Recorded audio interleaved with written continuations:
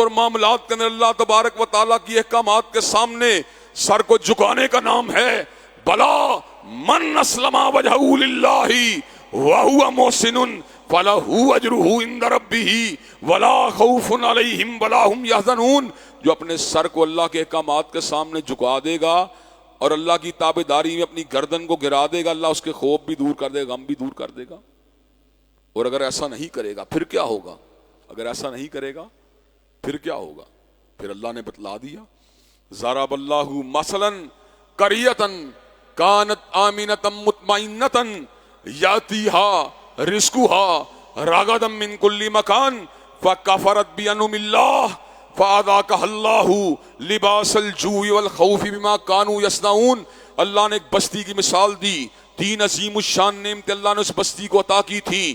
امن تھا، یعنی معاشرے میں چوری نہیں تھی، ڈکیتی نہیں تھی، معاشرے کے اندر جو تھا ظلم نہیں تھا، فساد نہیں تھا، معاشرے کے اندر چھینا جھپٹی نہیں تھی، سٹریٹ کرائمز نہیں تھے. ضرب اللہ مثلا قریۃ کانت آمنۃ مطمئنہ، بیرونی امن کے ساتھ ساتھ اندر بھی اطمینان تھا. جب دل کرتا تھا لوگ سو جایا کرتے تھے، جب دل کرتا تھا اٹھ جایا کرتے تھے. ڈپریشن سے پاک تھے، انگزائٹی سے پاک تھے، نفسیاتی اضطراب سے پاک تھے. طبیعت میں پرسکون طبیعت بالکل سکون والی تھی. حضرات گرامی کے اندر باہر امن ہو اندر اطمینان نہ ہو، زندگی اجیرن ہے. اندر اطمینان ہو باہر امن نہ ہو پھر بھی زندگی میں پریشانی ہے. اگر امن اطمینان دونوں ہوں تو پھر ایک اور نعمت کی طلب انسان کے اندر موجود ہے. وہ نعمت ہے رزق کی نعمت. امن اطمینان کے بعد انسان کشادگی کا طلبگار ہے. اچھا لباس، اچھا گھر، اچھی ضروریات کو پورا کرنے کے لیے لوازمات، یہ ہر انسان کی تمنا ہے، یہ ہر انسان کی خواہش ہے. یہ فطری طور پہ اللہ نے انسانوں میں بدیت کی ہے. حضرات گرامی اللہ نے اس بات کا ذکر کیا اس بستی کے حوالے سے. یاتیھا رزقھا رغدا من کل مکان. اللہ تبارک و تعالیٰ کہتے ہیں اس کا رزق ہر جگہ سے اس کو با فراغت آ رہا تھا. لیکن انہوں نے کیا کیا؟ انہوں نے اللہ کی نعمتوں کو ٹھکرا دیا، احکامات الہی کو ٹھکرا دیا، اللہ کی نعمتوں کی ناشکری کی، اللہ کی جو ہے کفران کے راستے پہ چل نکلے. ایمان کی بجائے کفر کے راستے کو اختیار کیا، شکر کی بجائے ناشکری کے راستے کو اختیار کیا. فَأَذَاقَهَا اللَّهُ لِبَاسَ الْجُوعِ وَالْخَوْفِ بِمَا كَانُوا يَصْنَعُونَ. اللہ نے امن کو چھینا، اطمینان کو چھینا، ان کے اوپر خوف کو مسلط کر دیا اور رزق کو چھین کے ان کے اوپر بھوک کو مسلط کر دیا. آپ پاکستان پہ غور کیجئے،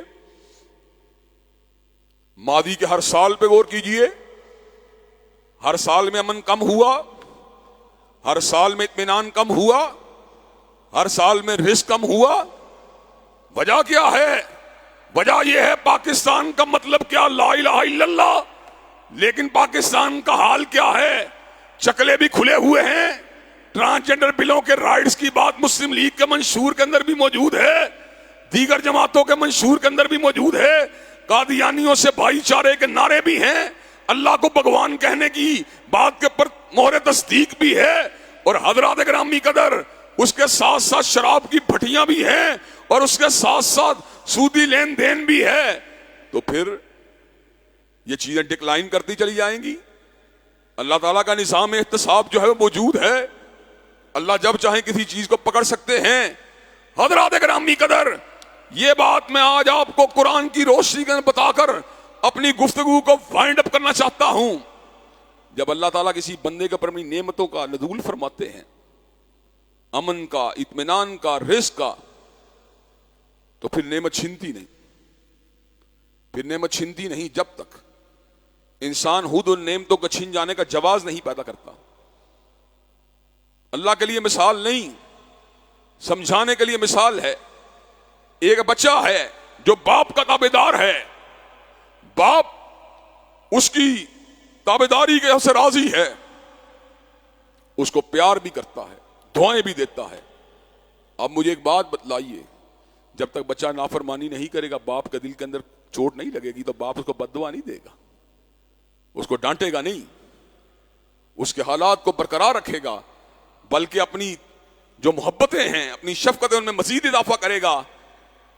لیکن اگر وہی بچہ جو پہلے تمیزدار تھا بدتمیز ہو جائے، جو پہلے تابعدار تھا اب آنکھیں دکھانے لگ جائے، جو پہلے عاجز اور منکسر المزاج تھا، اب ہٹ درم اور ضدی ہو جائے، کھڑہان بن جائے، تو کیا باپ کو حق نہیں پہنچتا کہ اس کے بارے میں اپنے رویے کو بدلے؟ اللہ نے اس بات کو قرآن میں کچھ یوں ذکر فرمایا، ذالک بأن اللہ لم یک مغیرا نعمتا انعمها علی قوم حتی یغیروا ما بانفسہم۔ اللہ کسی قوم سے نعمتوں کو تب تک نہیں چھینتا، اللہ کسی قوم سے نعمتوں کو تب تک نہیں چھینتا یہاں تلک کہ وہ اپنے حالات کو خود تبدیل نہیں کر لیتے، یعنی اللہ کی نافرمانی کے ذریعے اللہ کی ناراضگی کو آواز نہیں دے لیتے۔ حضرات گرامی قدر، وطن عزیز کے مسائل کا حل انفرادی اور اجتماعی سطح کے اوپر کتاب و سنت کے پلٹنے میں جو ہے مضمر ہے، چھپا ہوا ہے، لیکن افسوس کہ عوام الناس اس حقیقت کو صحیح طور پہ آج بھی اس کا ادراک نہیں کر رہے، زوال کی پستیوں میں تو گر رہے ہیں لیکن اللہ کے رجوع کرنے کے لیے، اس کے احکامات کے پلٹنے کے لیے تیار نہیں ہیں۔ حضرات گرامی قدر، حضرت علامہ اقبال نے نقشہ کھینچا، وہی تیری نہ بیماری، وہی نام و کمی دل کی، اور علاج اس کا وہی آب نشاط انگیز ہے ساکی۔ اور سورہ تغابن میں اللہ نے اس بات کو ایک اور انداز میں بیان کیا، ما اصاب من مصیبت الا باذن اللہ ومن یؤمن باللہ یہدی قلبہ، اور جتنے بھی مصائب آتے ہیں، جتنی بھی مصیبتیں آتی ہیں اللہ کے حکم سے آتی ہیں، ومن یؤمن باللہ یہدی قلبہ، جس کا ایمان مستحکم ہوتا ہے اللہ اس کو گائیڈ کر دیتا ہے، اللہ اس کو نکلنے کا راستہ بتاتا ہے۔ ان بحرانوں سے، مہنگائی کے بحران، جرائم کے بحران، بدامنی کے بحران سے نکلنے کا ایک ہی راستہ ہے، اِنِ الْحُکْمُ إِلَّا لِلَّهِ، اللہ کی زمین پہ اللہ کے احکامات کی تنفیذ کی جائے، انفرادی طور پہ بھی اور اجتماعی طور پہ بھی۔ تو دین میں پورے کے پورے داخل ہو جانا یہی اللہ کا منشا ہے، اور یہی اللہ تبارک و تعالیٰ کو مطلوب ہے۔ کئی لوگ سمجھتے ہیں شاید دین، عقائد اور عبادات تک اس کو روک دیا جائے اور معاملات میں اپنی مرضی کی جائے، یہ دین کا ناقص تصور ہے۔ عقائد اور عبادات پہ بات کو روک دینا، اس کا باعث بات کا مطلب یہ ہے پھر اسلام مذہب تو ہے، دین نہیں ہے۔ اور اگر اس کے اندر ہم معیشت کو، معاشرت کو، نکاح کو، شادی کو، بیاہ کو، جنازے کو اور سیاست کو شامل کریں گے تو پھر یہ ایک مکمل دین بن جائے گا، ایک مکمل ضابطہ حیات بن جائے گا۔ تو اللہ تبارک و تعالی ہمیں نعمت دین کو سمجھنے کی اور اس کو اپنی زندگی میں جگہ دینے کی توفیق دے۔ وآخر دعوانا ان الحمدللہ رب العالمین۔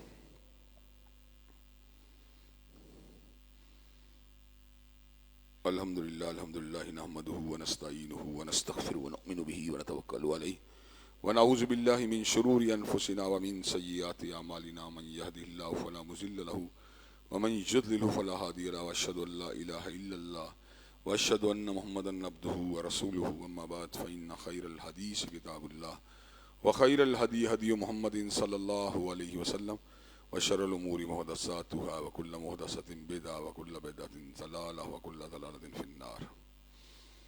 حضرات گرامی قدر،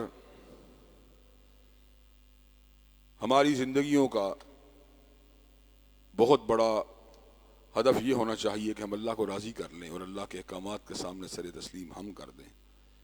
اس لیے کہ اللہ نے قرآن میں دو گروہوں کا ذکر کیا، فَأَمَّا مَن طَغَىٰ وَآثَرَ الْحَيَاةَ الدُّنْيَا فَإِنَّ الْجَحِيمَ هِيَ الْمَأْوَىٰ، بس جس نے دنیا کی زندگی کو فوقیت دی اور طغیانی کا راستہ اختیار کیا، اس کا ٹھکانہ جہنم ہے۔ وَأَمَّا مَنْ خَافَ مَقَامَ رَبِّهِ وَنَهَى النَّفْسَ عَنِ الْهَوَىٰ فَإِنَّ الْجَنَّةَ هِيَ الْمَأْوَىٰ، اور جو اپنے رب کے سامنے کھڑے ہونے سے ڈر گیا اور اس نے اپنی خواہش کو دبا لیا تو سچا جنتی ہے۔ حضرات گرامی کا جنت مومنوں کی طلب میں سے ایک بڑی طلب ہے، اور اس کی طلب کرنا اور اس کی تمنا رکھنا ہر مسلمان کے لیے ضروری ہے۔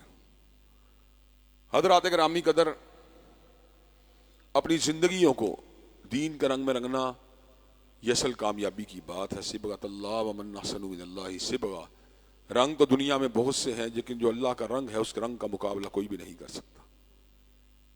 اس وقت ہم مادیت کے رنگ میں، پارٹی بادی کے رنگ میں، قبائل کے رنگ میں رنگے ہوئے ہیں۔ ہمیں اس جمود کو توڑ کر اللہ کے رنگ میں اپنے آپ کو رنگنے کی ضرورت ہے اور پورا کا پورا دین میں داخل ہونے کی ضرورت ہے۔ اللہ کے فضل و کرم سے ہم ایک عرصے سے تبلیغ دین کے ساتھ ساتھ اس ملک میں سیاسی اعتبار سے بھی دین کے نفاذ کی جدوجہد کے اندر مصروف ہیں، لوگوں کو جگانے کی جستجو کرتے رہتے ہیں۔ لوگوں کی ایک تعداد ساتھ بھی دیتی ہے، لیکن بڑی تعداد میں لوگ اس بات کے اوپر جو ہے جاگنے پہ مادہ نہیں ہوتے۔ لیکن یہ بات در حقیقت کسی مشن کی صداقت کی دلیل نہیں ہے کہ اس کا لوگ کس حد تک ساتھ دیتے ہیں، کس حد تک ساتھ نہیں دیتے۔ اللہ تعالیٰ نے حضرت ابراہیم علیہ السلام کی دعوت کے تنہا رہنے کے حوالے سے یہ بات کہی، اِنَّ ابراہیم کان امۃ قانتا للہ، ابراہیم اکیلا ہی امت تھا، وَجَعَلَهَا کَلِمَةً بَاقِیَةً فِی عَقِبِهِ، ابراہیم نے اپنے پیچھے رہنے والوں کے لیے توحید کی دعوت، زندہ دعوت کی حیثیت سے چھوڑا تھا۔ اسی طرح ہماری بھی ذمہ داری ہے کہ ہم دین کے قیام کے لیے آواز اٹھاتے رہیں، لوگوں کو جگاتے رہیں، سیاسی اعتبار سے بھی لوگوں کی بیداری کے لیے کردار ادا کرتے رہیں۔ اس کے لیے تشدد کا راستہ اختیار کرنا، وائلنس کا راستہ اختیار کرنا یا گن پوائنٹ کا راستہ اختیار کرنا نہ یہ اسلام کی منشا ہے، نہ ملک کا آئین اور قانون اس کی اجازت دیتا ہے۔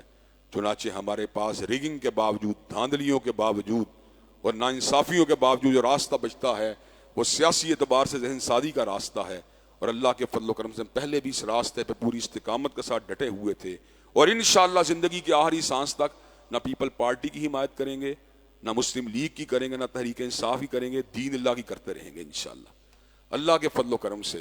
اور یہ بات آج ریکارڈ پہ کروا دینا چاہتے ہیں، میری زندگی کا مقصد، اللہ تو گواہ رہنا، میری زندگی کا مقصد تیرے دین کی سرفرازی، میری زندگی کا مقصد تیرے دین کی سرفرازی، میں اسی لیے مسلمان، میں اسی لیے نمازی۔ الحمدللہ نہ قلم فروش ہیں، نہ زبان فروش ہیں، نہ ضمیر فروش ہیں۔ انشاءاللہ اللہ نے اتنی صلاحیتیں دی ہیں، دنیاوی عروج کے لیے ان کو کبھی بھی استعمال نہیں کریں گے، بلکہ دین اللہ کی سربلندی کے لیے استعمال کرتے رہیں گے۔ مجھ کو شاہوں کی حشامت کا سلیقہ ہی نہیں، ظہیر کے لب ہلتے ہیں پیمبر کی ثنا خوانی میں۔ اور میرا تعارف تو آپ کو پہلے ہی ہے، سردار کا بیٹا سردار نہیں، چودھری کا بیٹا چودھری نہیں، بلکہ غلام کا بیٹا غلام ہوں۔ نہ شاعر ہوں میں، نہ ادیب ہوں، نہ مشیر ہوں، نہ وزیر ہوں۔ میں کون ہوں؟ فقط نظام مصطفیٰ کا نقیب ہوں اور رب کے در کا فقیر ہوں۔ اللہ ہمیں اپنی فقیری کے پر اور اپنے دین کے قیام کے لیے جدوجہد کرنے والے لوگوں میں شامل فرماتا رہے۔ یہی ہماری منشا ہے، یہی ہماری زندگی کا مقصد ہے۔ ان اللہ یامر بالعدل والاحسان وایتاء ذی القربی وینہی عن الفحشاء